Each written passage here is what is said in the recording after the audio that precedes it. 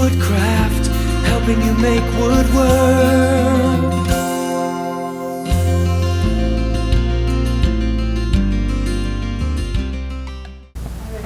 Welcome to Woodcraft. I'm Mark. We're going to be talking about fine finishes today, and I've got more than just finish up here. We're going to talk about what it takes to get to a fine finish. On the side here, I've got a couple of instruments for demonstration purposes. This instrument happens to be finished with a water-based finish. The general finish is high performance. And this other one is lacquer, and I believe it is the Balin's instrument lacquer right there. All of this stuff, you know, I refer to as instrument quality finishes. It's going to be for anybody that wants to do a fine furniture finish or a tabletop. Nice and smooth, flat, so you know if you use some porous wood like walnut or cherry, you don't get food and gunk down into the pores. Takes a lot of work, a little bit of patience, and you can do something of this quality. It just takes a little time. First thing is prep, a lot of preparation. Sanding. Everybody can sand. You take my finishing class, we do a lot of sanding. A couple lucky guys the other day, this is what we did. What's that, Nick? Nothing. We have a lot of sandpaper over there. I've gone through a lot of different brands of sandpaper. I like Norton a lot. We do carry it. I was using it long before we started carrying it, but this is the stuff I like to use. I keep about 4 grits on my shelf, 80, 120, 220, and 320. You're going to spend a little extra time with each of these grits than you would if you were doing every single grit. There's a lot of people that like to go from 80 to 100 to 120, 150, 180, so on and so forth. You can do that if you want. I just keep the 4 grits in my shop. Sanding, if you're doing it by hand, a sanding block. This is the Prep and Weapon. We have a couple other versions over there. Flat. Can't say enough. Got to keep the surface flat as you can. If you are having to sand contours and there's no sanding blocks available, fold your paper up into at least thirds so that you have some stiffness there. Don't thumb sand. If you thumb sand, you're going to dig a hole quickly, and that's going to translate into your finish when you're done, even though everything looks nice and smooth. So with the block as much as possible.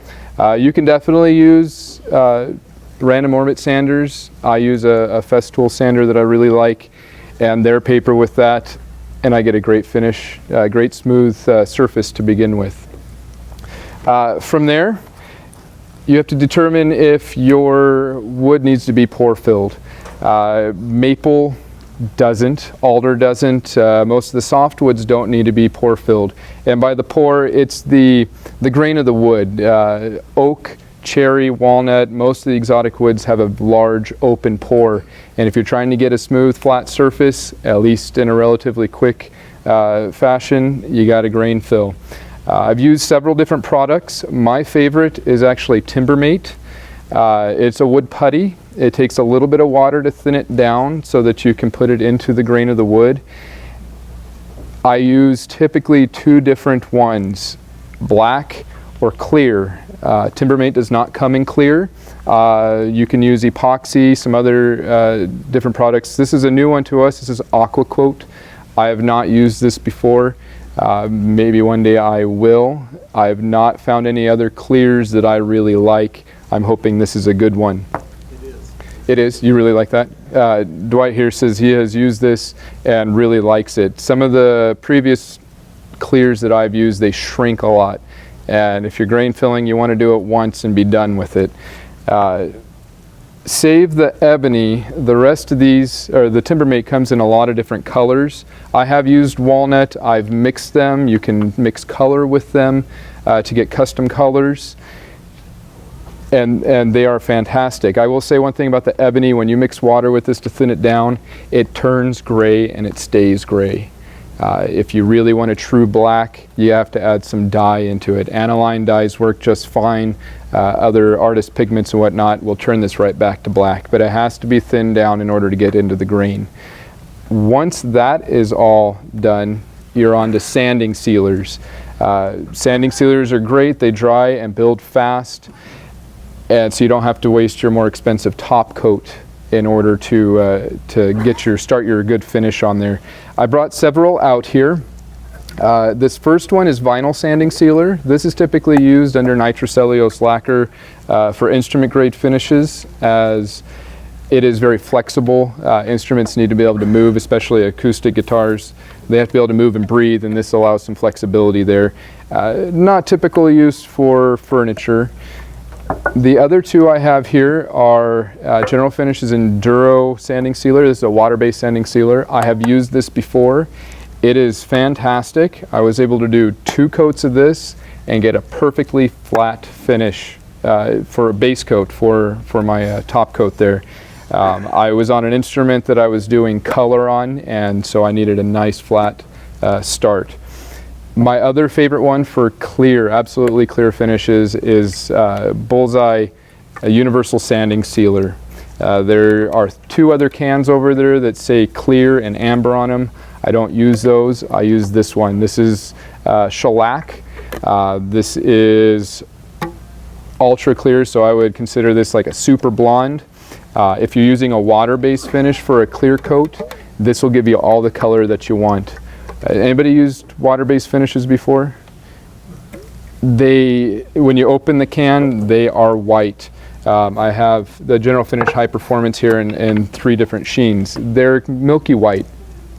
They dry absolutely clear, but they do not impart any color to your wood like a solvent-based finish or an oil-based finish would. And some people, oh, I don't want to add color to my wood. Well, everybody's used to seeing the solvent-based finishes and the oil finishes. They have that nice golden hue. They make the wood look wet out. Frankly, these don't look great on the wood by themselves.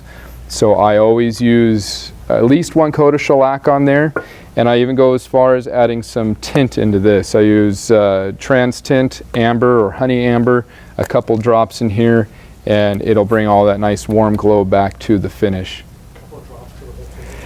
Nick was asking how many drops per can. It's kind of a personal choice. About 2 drops to a quart is just about right, what I like. I venture to say that there are times when you want 100% clear, no amber in your finish. Let's say you wanted to do white.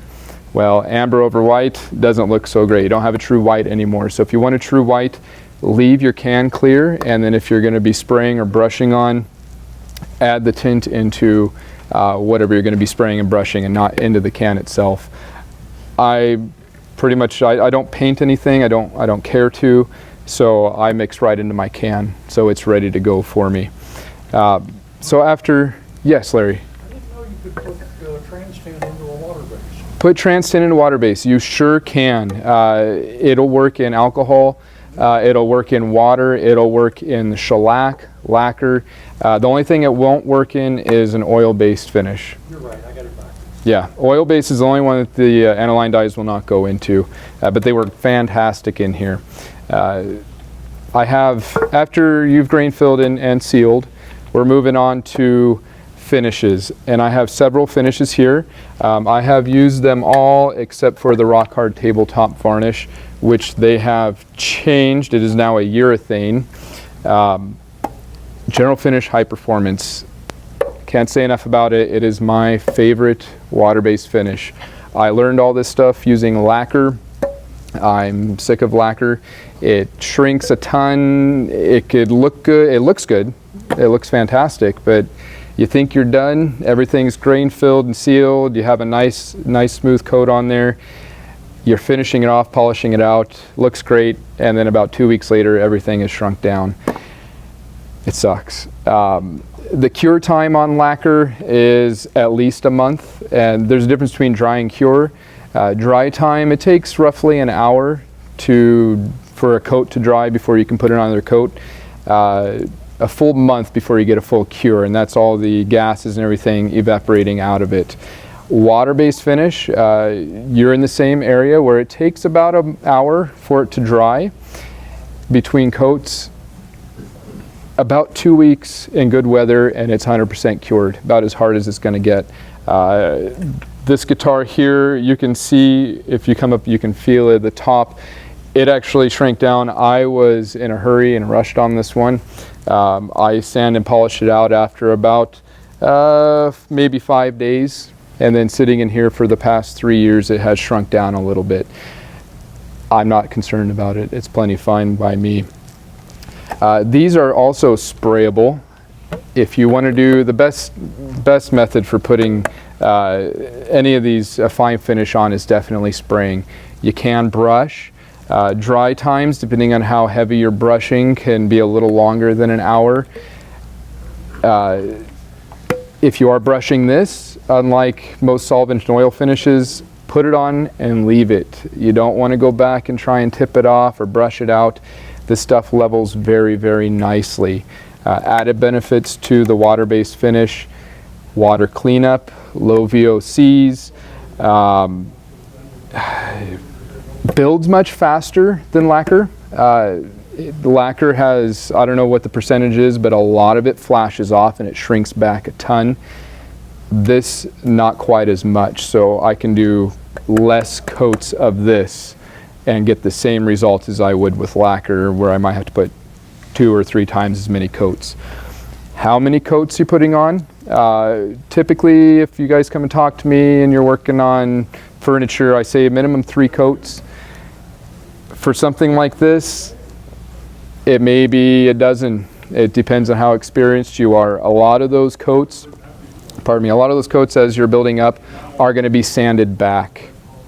So you're going to be losing a lot. It's a lot of build up, sanding back to get any dust or anything else that settles in there, to get drips and runs or anything like that out.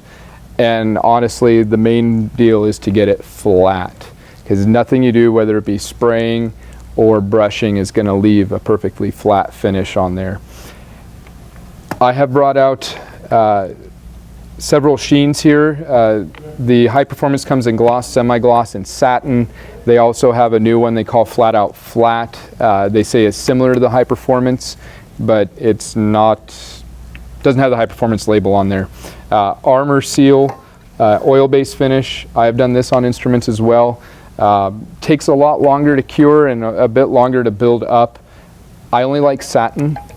The reason why I mentioned Sheens is if you want to do anything other than gloss, start with gloss. It is the most clear out of all of them. They put flatteners in these other ones. If you were to build up 15 coats of satin on something, it's going to become a little muddy at some point. So do all your build-up coats with gloss so it's ultra clear. Once you get that to the point where you're satisfied that it's absolutely flat, you can go back and do your final coat or 2 with the satin or semi-gloss or flat. That being said, gloss is much easier to do. It's a little more time consuming because in the end you have to sand it, wet sand to get it flat, and then polish it out. But if there's a flaw in your finish, you can sand it and polish it out. If there's a flaw in your semi-gloss or satin or flat, you got to get rid of it. You got to take it back down so it's all flat again and then reapply. So when you do these, they have to be applied perfectly. If that makes any sense to anybody. You have no room really for fixing it. If you get a run, a drip, dust, a bug, a hair, it's got to come out and you got to start again with those coats. Save the Armor Seal. Oil finishes are nice because this is a brush or wipe on, and then you wipe off the excess. So in the process